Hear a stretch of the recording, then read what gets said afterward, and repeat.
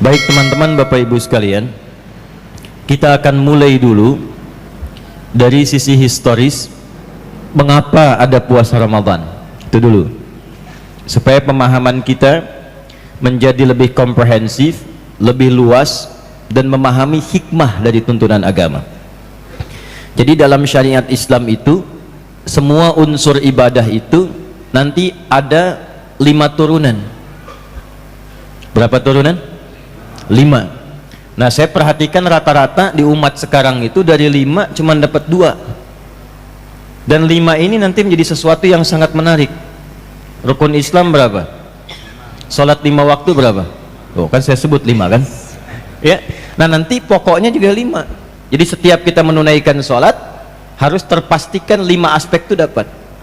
Zakat nanti pilarnya 5. Demikian sampai ke haji. 5 ini pun ada sejarahnya. Dulu Nabi Ibrahim dan Nabi Ismail alaihimassalam ketika berdoa kepada Allah memohon agar Rasul yang terakhir yang sudah viral di kalangan Nabi. Jadi Nabi Muhammad SAW itu namanya sudah viral, menjadi komitmen setiap Nabi dan Rasul yang akan bertugas di bumi. Jadi setiap akan memulai tugasnya ada perjanjian dulu. Semua Nabi dan Rasul itu harus mengambil komitmen untuk meneruskan atau menginfokkan risalah Nabi Muhammad SAW, dan kalau semasa dengan beliau mesti menguatkannya. Keduanya memohon kepada Allah. Ya, di Quran surah ketiga Ali Imran ayat 96 sampai 97 itu. Inna awwala baitin wudi'a lin-nasi lalladzi bi Bakkah mubarakah. Ya, rumah pertama yang dibangunkan untuk manusia itu adalah Ka'bah yang terletak di Mekah yang penuh berkah itu. Maka satu-satunya Nabi dan Rasul yang lahir dekat Ka'bah itu cuma Nabi Muhammad SAW. Nanti doa keduanya ada di Quran surah kedua Al-Baqarah di ayat 129. Ya, paling kiri sebelah atas di mushaf tuh. Rabbana wab'ats fihim rasulan minhum. Ya Allah, mohon nanti utus seorang Rasul yang mulia itu, yang istimewa itu, spesial lahirnya dari kalangan masyarakat yang akan tumbuh dekat Ka'bah ini. Kemudian dia datang membawa 4 misi. Yatsdu alaihim ayatika, 1, membawa ayat. Makanya ketika diberikan wahyu nanti Al-Quran disebut ayat isinya. Itu barokahnya doa Nabi Ibrahim dan Nabi Ismail alaihissalam. Yatsdu alaihim ayatika, akan membacakan, membimbing umatnya dari tuntunan ayat-ayatmu. Karena itu semua isi Quran disebut ayat. Al-Fatihah 7 ayat, Al-Baqarah 286 ayat, Ali Imran 200 ayat. Ya, nanti kita akan bahas kenapa disebut ayat. Ya, kemudian wa yu'allimuhumul kitab, mengajarkan panduan ayat itu ya dengan detail, maka disebut nanti dengan hadis. Semua sandarannya, tuntunannya disebut dengan sunnah. Jadi ada Al-Qurannya, ada hadisnya. Ketika hadis jadi kurikulum kehidupan yang diikuti, itu sunnah namanya. Sunnah itu jalan yang diikuti, itu maksudnya ya. Kemudian yang ketiga wal hikmah, maknanya. Jadi skemanya begini, kalau diperintahkan ada ayatnya. Misal nanti diperintahkan sholat nih, nggak bisa langsung sholat. Dalilnya apa? Ayatnya dulu turun. Wa aqimus shalah, ya. Diperintahkan salat. Quran surah kedua ayat 43. Wa aqimus shalah, salat. Cara salat bagaimana? Nabi bertugas mengajarkan. Maka diajarkan oleh Nabi dari wudunya, menghadap kiblatnya, takbir sampai salamnya. Syarat dan rukunnya. Salatnya dibuka dengan takbir, ditutup dengan salam. Tapi syaratnya diikat dengan wudu. Hadis Muslim nomor hadis 397 dari Abu Hurairah itu. Idza qumta ila shalah fa asbighul wudu. Maka kalau orang pun sembarangan wudunya, itu pasti sembarangan salatnya. Wudu nggak sempurna, salatnya pasti buru-buru. Antum wudu, alih-alih membasuh kepala, yang dibasuh rambut. Ya, takut ya. Kan yang dibasuh harusnya kepala kan, yang diusap itu. Nah, itu pasti berpengaruh pada salat. Diajarkan itu. 3 wal hikmah. Maknanya apa? Karena ternyata sholat itu dari mulai namanya sampai caranya Dari mulai berdiri sampai dengan salam itu ada maknanya, ada hikmahnya. Makanya Nabi mengaturnya detil sekali. Kenapa berdirinya nggak boleh terlampau lebar, tidak terlampau rapat, tapi berdiri tegak sejajar dengan bahu? Itu ada artinya. Abdurrahman bin Auf diajarkan berdiri saja. Dari hikmah berdiri itu bisa mempraktekkan maknanya sehingga menjadi orang terkaya di zamannya. Lalu kenapa tangannya mengangkat seperti ini? Ada maknanya. Kenapa rukuknya mesti lurus? Ada artinya. Kenapa sujud itu 7 anggota yang menempel? Itu ada maknanya. Semua itu ada faidahnya. Itulah hikmah. Nah, kemudian yang keempat, kalau benar sholatnya seperti itu, maka wayuzakkihim, semua ibadah yang dikerjakan itu akan berdampak kepada jiwa. Berdampak pada jiwa itu membersihkan jiwanya sehingga melahirkan dorongan kebaikan saja. Karena di tubuh kita itu cuma ada 2 dorongan. Kalau bukan fujur itu takwa. Quran surah ke-91 ayat 7 sampai 10, wa nafsin wa ma sawwaha fa'alhamaha fujuraha wa taqwaha. Nah, takwa itu dorongan kebaikan. Disebutkan sebanyak 240 kali dalam Al-Qur'an. Yang terkait dengan fujur 115 kali. Fujur itu nama lainnya nafsu. Ya, fujur itu dalam nafas. Fujur itu bisikan dorongan kepada keburukan yang ngedorong setan. Jadi setiap takwa dibisikkan malaikat baik, setan membisikkan yang buruk. Malaikat disebutkan 88 kali dalam Al-Quran, setan disebutkan 88 kali. Yang takwa 115 kali terkait nafsu, nafsunya 115 kali. Jadi ketika adzan berkumandang Allahu Akbar, Allahu Akbar, kata takwa bisikan malaikat, cepat sudah adzan.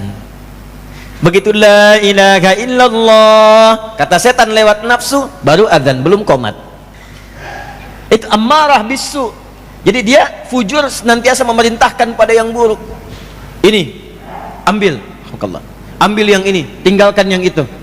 Kata khatib, ambil yang baiknya, tinggalkan yang buruknya. Terus sendal paling baik tuh yang itu tuh. Yang buruk tinggalkan. Nafsu. Ya, jadi amarah, fujur, nafas. Dari nafas ketemu su, ketika jadi perbuatan disebut su namanya. Nafas ketemu su jadi nafsu. Itu Quran surah ke-12 Yusuf di ayat ke-53. Wa ma ubarri'u nafsi innan nafsa la'ammaratum bisu illa ma rahima rabbi. Lawannya takwa. Jadi kalau kita mampu menunaikan ibadah dengan benar, itu ada dampak ke jiwa. Yang pertama, ketenangan dulu. Jadi sebelum yang buruknya hilang, tenang dulu. Jadi dengan tenang itu orang bisa berpikir dengan jernih. Coba kalau antum nggak percaya ya, kalau sedang gelisah, cari aja satu di antara sekian banyak formula ibadah, kerjakan. Kalau benar mengerjakannya, yang pertama didapatkan pasti ketenangan. Baca Quran ibadah nggak? Ibadah. Antum sedang gelisah, ada masalah, daripada bikin status di media sosial yang tidak menyelesaikan persoalan, lebih baik antum ambil wudhu, ngadep kiblat, buka mushaf, itu baru buka sudah tenang hati. Dan menariknya kadang-kadang buka acak ketemu suratnya sesuai dengan masalah kita. Itu menariknya tuh. Nah, ketika tenang itulah hati terjadi perubahan. Sudah mulai bisa menerima, sudah mulai bisa berikhtiar dengan baik. Itulah tazkiyah namanya. Tazkiyah. Makanya sebelum menunaikan sholat, Nabi itu ditazkiyahin dulu. Itu ditemukan di hadis Muslim. Itu peristiwa Isra Mi'raj tuh. Ya, Isra Mi'raj itu nanti diriwayatkan oleh 16 orang sahabat senior. Dihimpun di Kitabul Iman. Kalau ngaji Sahih Muslim itu ada di topik yang pertama, ada 54 topik. Topik pertama Kitabul Iman, dari nomor subtopik yang ke-74, Babul Isra li Rasulillahi sallallahu alaihi wasallam ila samawati wa fadlis shalah, dari nomor hadis 162. Imam Muslim menerima dari Syaiban Az-Zukhruf, Syaiban Az-Zaruf menerima dari Hamad bin Salamah, Hamad bin Salamah menerima dari Thabit Al-Bunnani, Thabit Al-Bunnani menerima dari Anas bin Malik radhiyallahu taala anhu, Anas bin Malik menerima dari Rasulullah sallallahu alaihi wasallam, Muhammad bin Abdullah bin Abdul Muttalib bin Hashim bin Abdul Manaf bin Qusay bin Murrah bin Kilab bin Ka'ab bin Ghalib bin Fihir bin Malik bin Nadar bin Kinana bin Khuzaimah bin Mudrikah bin Ilyas bin Nizar bin Mudar bin Ma'ad bin Adnan bin Addi bin Adri bin Muqawwam bin Nahur bin Tarikh bin Ya'rub bin Yasjub bin Nabit bin Ismail alaihi salam bin Ibrahim alaihi salam bin Azar atau bin Nahur bin Abir bin Kinan bin Arfakhshad bin Sam bin Nuh alaihi salam bin Mihlail bin Matushala bin Kinan bin Anwas bin Sis bin Adam alaihi salam. Coba ulangi. Nah, itu hadis Isra-nya. Kata Nabi, utitu bil buraq. Ya, saya didatangkan dengan burak, dari kata barakun. Al-Baqarah ayat 20. Yakadul barqu yakhtafu absarahum. Jadi maksudnya itu tunggangan dengan kecepatan cahaya. Ya, ada kecepatan suara, ada kecepatan cahaya. Kecepatan cahaya lebih cepat dibandingkan suara. Gampangnya begini, itu ada gambar. Ya, gambarnya sudah ada, suaranya nyusul kan? Itu kecepatan cahaya, apa yang dilihat itu yang sampai. Itu burak namanya. Tapi sebelum peristiwa itu tazkiyah dulu. Hadisnya nomor 163. Pindah halaman 77 paling kiri sebelah atas. Masih dari Anas bin Malik. Kata Anas bin Malik, kana Abu Dzarrin radhiyallahu taala anhu yuhaddithu. Adalah sahabat Abu Dzar Al-Ghifari menyampaikan sebuah kisah. Anna Rasulullah sallallahu alaihi wasallam qala, bahwa Nabi sallallahu alaihi wasallam menyampaikan informasi sebelum diisrakan. Apa kata Nabi? Furija saqfu baiti bi Makkah. Sebelum Isra itu, atap rumahku itu ditembus yang berada di Mekah. Itu yang sekarang ada gate Nabi itu. Ya, kalau antum dari Zamzam, Safa, lurus, jangan masuk King Abdul Aziz, langsung belok kanan. Ya, belok kanan itu kan di bawah ada Jabal Qubais yang ada istananya itu ya. Belok lurus, yang pintu pertama gate Ismail, selanjutnya yang ketiga dari situ ada sebelah kiri gate Nabi, babun Nabi. Itu rumahnya Sayyidah Maimunah radhiyallahu taala anha. Di situ terjadi peristiwa tentang cara bangun tidur. Di situ terjadi peristiwa Nabi sebelum diisrakan. Berangkatnya dari situ. Ya. Nah, depannya nanti sebelah kiri dikit itu ada yang ada jembatan kecil. Ya, tapi nggak sebesar yang Pondok Indah Mall itu ya. Kecil itu nyambung ke masjid. Itu sampingnya dulu ada tiang lampu tinggi sekali. Nah, itu rumahnya Abu Jahal dulu. Ya, rumahnya Abu Jahal. Ya, kita tinggalkan Abu Jahal, kita masuk ke peristiwa Isra. Furija saqfu baiti bi Makkah. Ditembus atap rumahku itu di Makkah. Fanazala Jibril alaihi salam. Maka turunlah malaikat Jibril alaihi salam, fa faraja bi sadri faghasalaha bima'i zamzam. Maka Jibril alaihi salam diperintahkan oleh Allah untuk mentazkiyahkan hatiku. Ditembus dadaku, kata Nabi, untuk dibersihkan dengan air Zamzam. Thumma jaa bi tastin ya mumtali'in hikmatan wa imanan.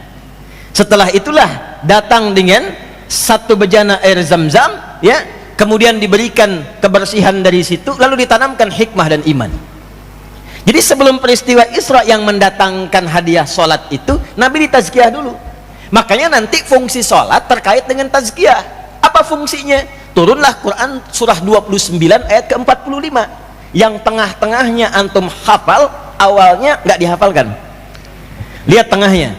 Innas salata tanha 'anil fahsya. Tuh, coba awalnya. Tuh, ma uhya ilaika minal kitab wa aqimis shalah. Wa aqimis shalah innas salata tanha 'anil fahsya wal munkar. Itu tazkiyah namanya. Jadi kalau orang salatnya benar, orang salatnya bagus, yang pertama kali didapatkan bukan hanya menggugurkan rukunnya saja, fardunya saja. Kalau cuman gugur rukun, antum dengan dua pertama selesai.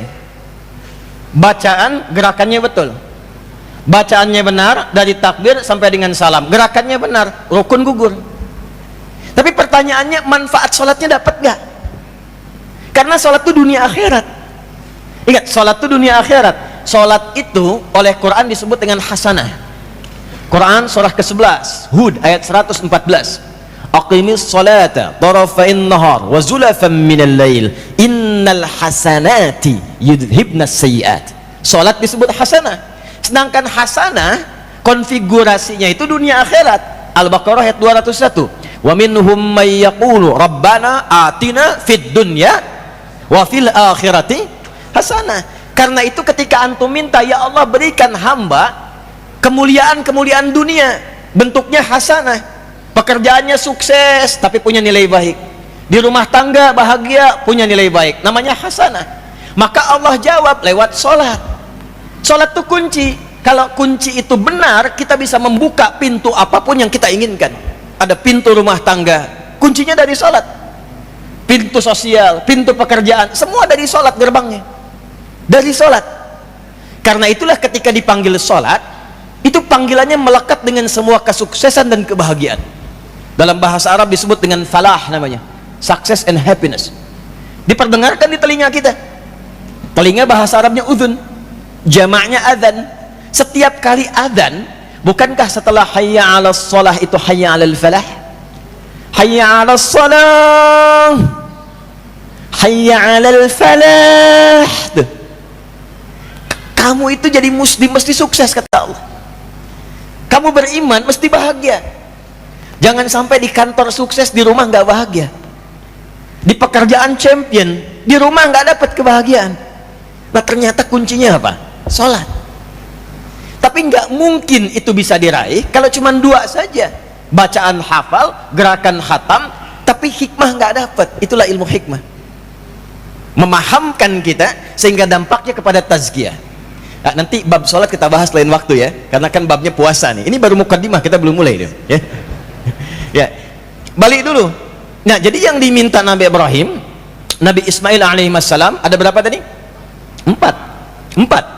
Al-Baqarah 129. Yatslu alaihim ayatika, ayat, wa yu'allimuhumul kitab, penjelasan detil, wal hikmah, hikmahnya, esensinya, maknanya. Kemudian 4, wa yuzakkihim innaka antal azizul hakim. Nanti kalau saya sudah masuk babnya saya pelankan sedikit karena ini pembuka dengan cepat. Dijawab 5, minta 4, ini keutamaan Nabi Muhammad SAW. Dijawab 4, diberikan 5. Jawabannya muncul di Al-Baqarah ayat 151. Paling kanan agak ke bawah sedikit.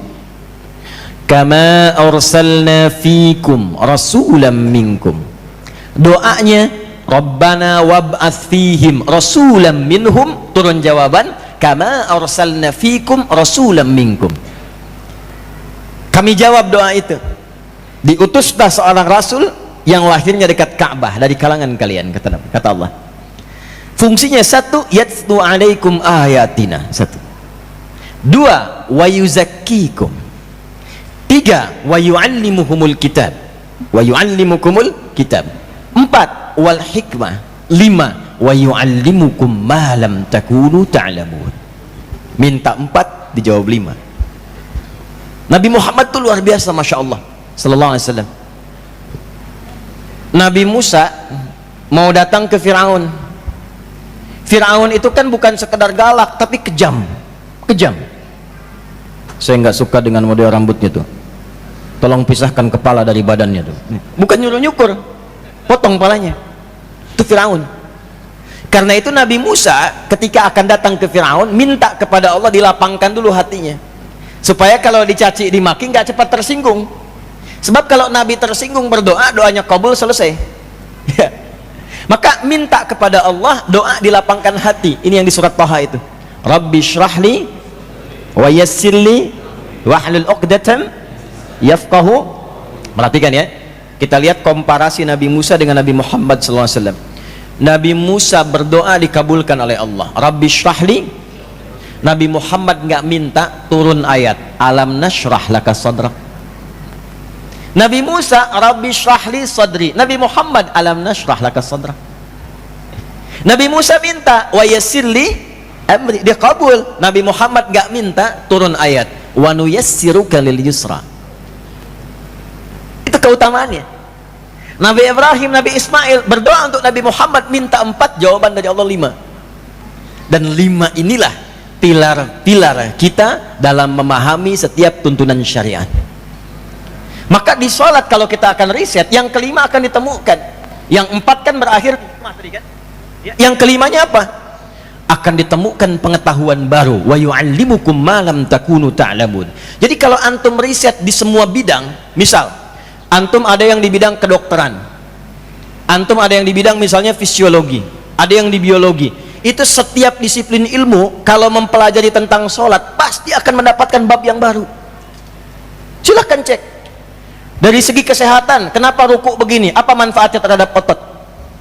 Kenapa sujudnya harus 7 bagian anggota nempel? Apa manfaatnya terhadap peredaran darah sehingga berkumpul kembali kemudian di otak, diputar kembali ke jantung? Kenapa tangan saat sujud ini nggak boleh nempel ke sini? Ya, itu ada semua dari faktornya. Dan itu akan selalu menemukan pengetahuan yang baru. Nah, yang ingin saya sampaikan, membaca syariat itu begitu. Sekarang kita akan mengaji tentang puasa, maka landasan mengkaji itu kalau ingin komprehensif, dasarnya yang 5 ini. 1 ayatnya apa? Untuk menemukan dalil. 2 baru bicara caranya. 3 hikmahnya. 4 dampak puasa pada perubahan jiwa, dan itu ada babnya. Yang 5, pengetahuan baru apa yang ditemukan dalam puasa yang kita bisa praktekkan dalam kehidupan. Ini pokoknya, dan ini mukaddimahnya. Baru kemudian kita mulai kajian kita, insya Allah. Kita ada waktu 1 jam ke depan. Saya hanya dibatasi sampai setengah 10 di sini, ya. Bukan panitianya, bukan ya, karena ada 1 saudara yang meninggal dunia. Kita jam 10 bergerak, jadi setengah jam kita bisa diskusi. Setelah itu saya pamit. Kita kembali.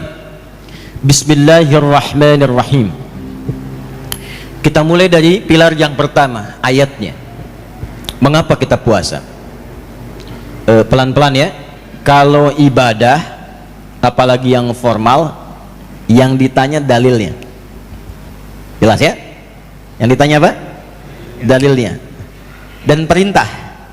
Kayak, jadi yang ditanya perintah, bukan larangan. Kalau larangan gak akan ditemukan. Coba cari larangan sholat subuh 3 rakaat.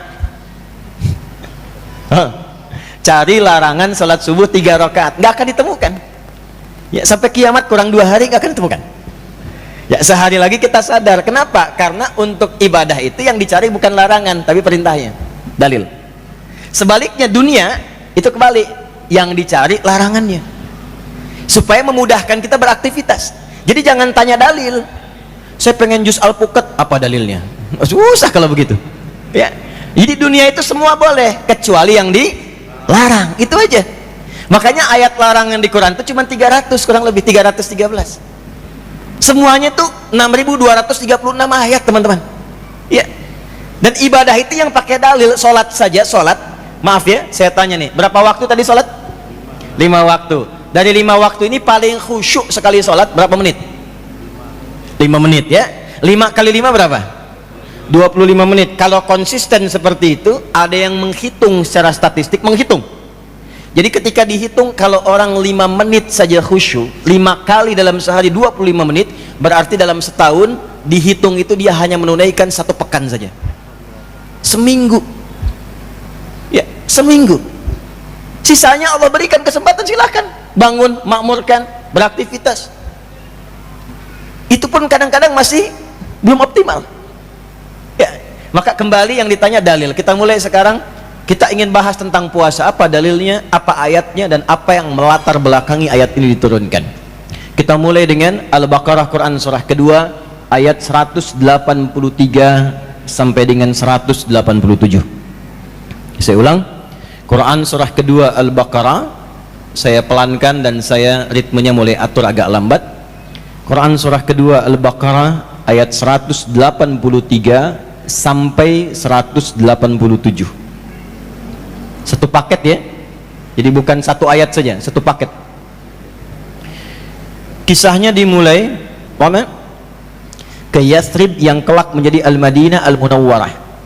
Setelah menunaikan tugas di Mekah, menyampaikan pokok-pokok tauhid dan bab awal salat sebanyak kurang lebih 13 tahun. Dakwah yang optimalnya 10 tahun. 3 tahunnya itu masa-masa persiapan. Jadi Nabi 3 ke 4 tahun itu masa pembekalan, belum dakwah terbuka. Ya, ini risalah ya, maaf ya, pada para ustadz, kiai, para pengajar dan sebagainya, dimanapun akan ditempatkan. Maka dalam Islam itu nggak boleh langsung ngajar, harus menguasai materinya dulu, ilmunya dulu. Ya, makanya turunnya surah Al-Mudaththir itu, ya teman-teman sekalian, turunnya Al-Mudaththir itu kan didahului dengan 3 tahun sebelumnya. Allah mengajarkan dulu kepada Nabi, ya ajarkan dulu, setelah Iqra kan diajarkan dulu, ya tambahkan, setelah berselimut pengetahuan, berselimut dengan rahmat Allah yang siap untuk disampaikan. Al-Muzammil, ya itu seakar nanti dari kata zamil. Zamil itu teman. Muzammil itu orang yang menjadikan selimut sebagai temannya, ya supaya mendapatkan kenyamanan dalam tidur.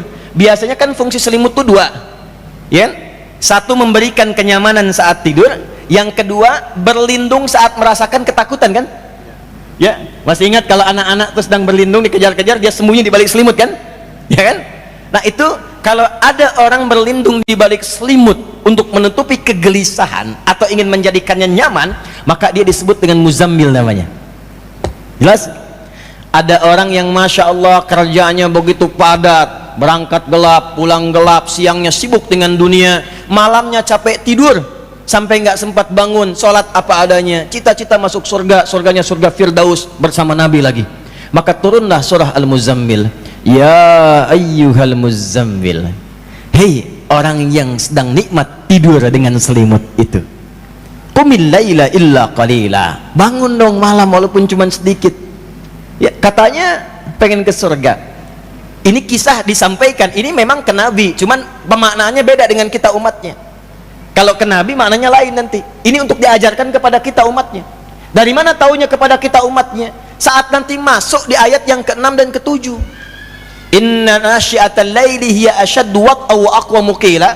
Kalau kamu bangun malam ini, malam kamu bangun, itu panggilan ke hatinya kuat, sentuhan ke jiwa kuat, doa pun khusyuk, sehingga harapan-harapan kamu mudah aku kabulkan, kata Allah.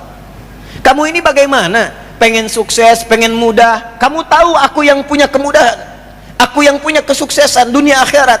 Sekarang aku panggil kamu nggak bangun, tapi innalaka fin nahari sabahan tawila. Tapi anehnya kamu itu kalau siang sibuk banget, begitu capek mengejar dunia, malam-malam tertidur pulas punya teman selimut, cita-cita masuk surga. Itu muzammil namanya. Mudatsir beda, sudah berilmu, sudah bertutup. Itu makanya dari kata dithar. Dithar itu selimut dari makna hakiki. Yang kedua selimut dari pengetahuan atau wawasan yang menyelimuti. Makanya ketika surahnya turun, itu perintahnya dakwah. Ya ayyuhal muddatsir, hai yang tengah berselimut.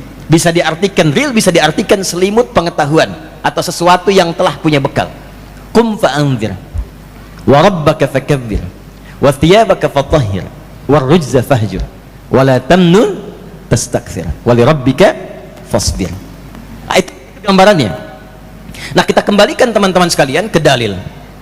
Jadi ketika Nabi tuntas di Mekah, agak pelan, kurang lebih 13 tahun, 3 ke 4 tahun masa pembekalan, 10 tahun setelah itu masa dakwah terbuka, tauhid, menanamkan akidah yang kuat. Pada saat itu pesertanya nggak banyak, murid Nabi itu yang kurang lebih as-sabiqunal awwalun cuma 40 orang. Tapi perhatikan baik-baik, 40 ini kemanapun mereka berpijak, setiap orang ya itu selalu membuka wilayahnya menjadi muslim dan sukses. Setiap orang dari 40 ini, ya mau dia jadi panglima, jadi diplomat, jadi pedagang, jadi apapun, sukses dan nggak tanggung berada di puncaknya.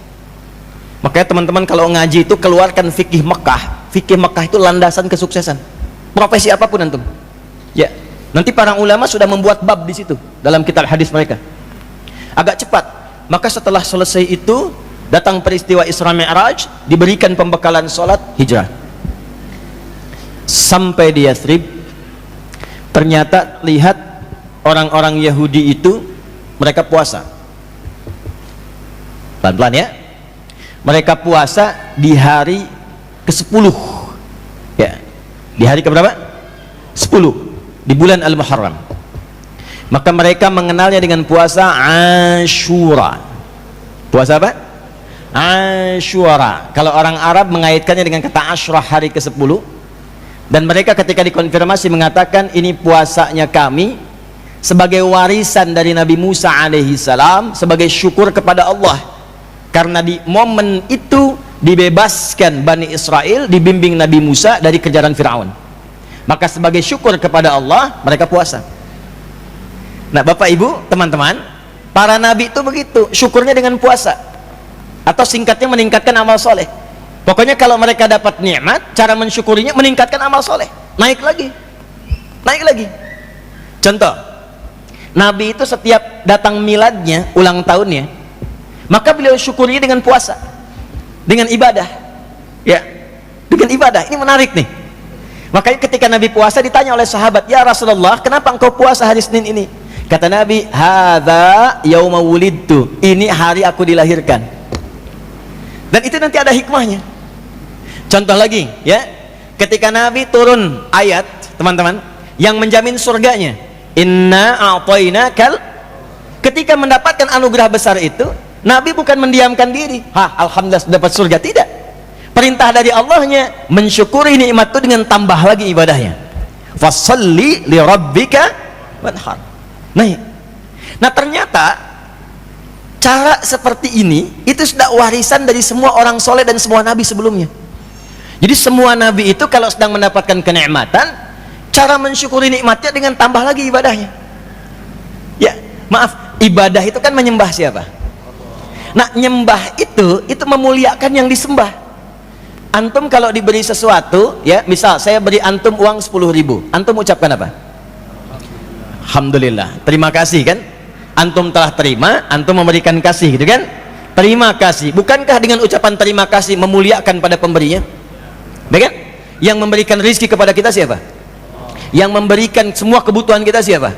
Allah. Nah, karenanya adabnya kalau diberikan sesuatu oleh Allah, maka muliakan pemberinya. Dan cara memuliakan Allah itu gampang, dengan meningkatkan ibadah kepadanya. Itu konsepnya. Quran surah 20 ayat ke-14. Innani anallahu la ilaha illa ana fa'budni. Itu. Jadi kalau antum misalnya sekarang masuk ke miladnya, ulang tahunnya, ya, jangan yang aneh-aneh. Sudah ada jalurnya sampai ke atas. Sampai ke atas. Cari ibadah yang kira-kira paling antum senangi, sedekah.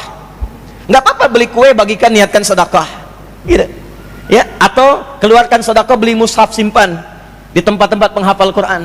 Ajak anak yatim, ya, ke rumah makan, muliakan mereka dan niatkan sebagai ibadah kepada Allah. Antum dapat nih promosi jabatan baru, boleh.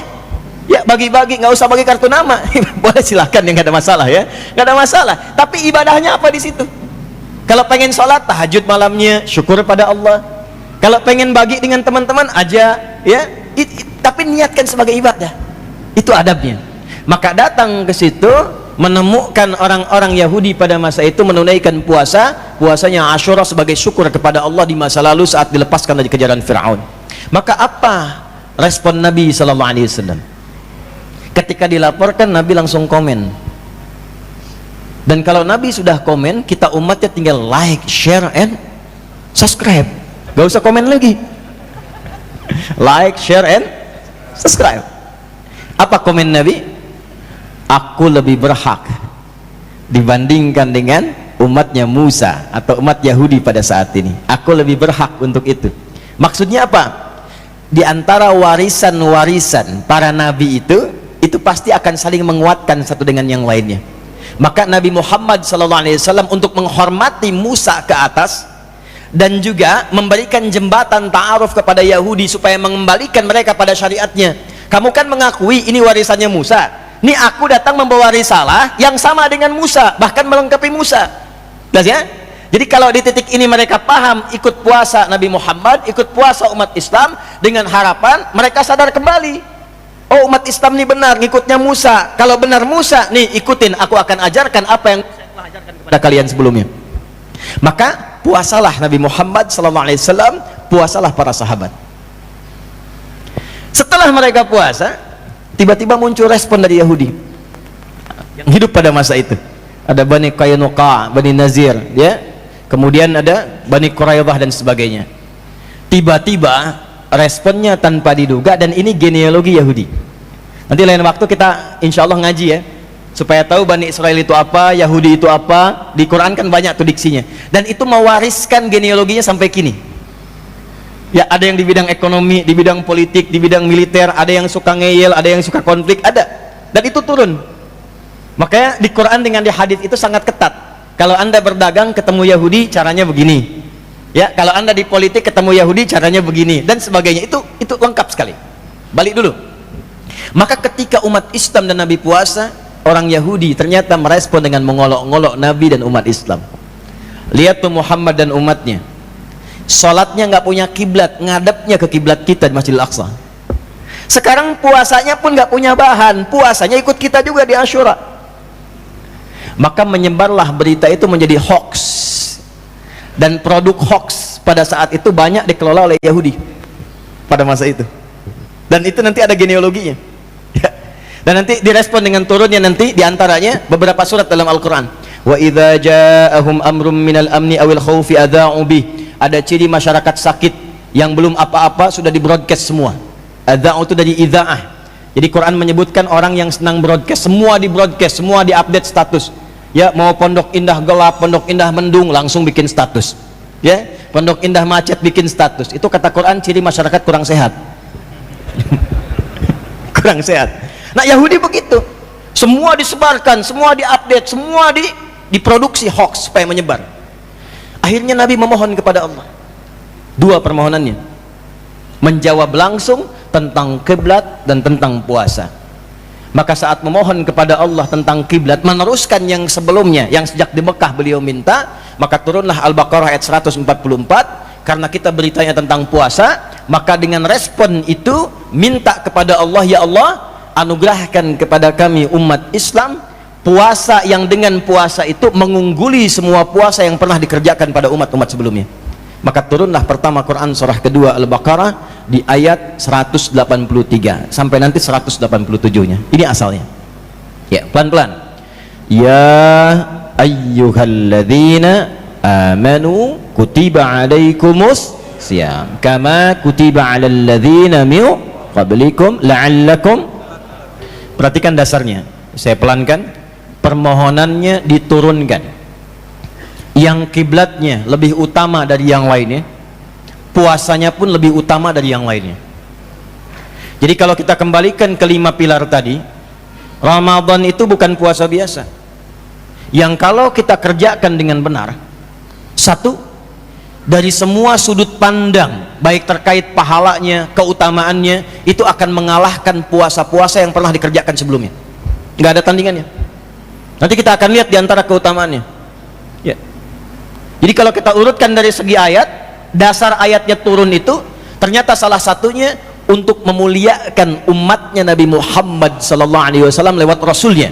Jadi tidak ada nanti umat lain berbangga lagi, kami juga pernah puasa, kami juga pernah puasa. Jadi Allah bukan sekedar menjawab, Muhammad puasamu tidak sama dengan mereka, bukan sekedar menjawab, tapi ya Muhammad SAW, sampaikan pada umatmu yang telah beriman itu, puasa engkau bukan hanya engkau kerjakan seperti dulu orang puasa, tapi puasamu lebih unggul dibandingkan dengan orang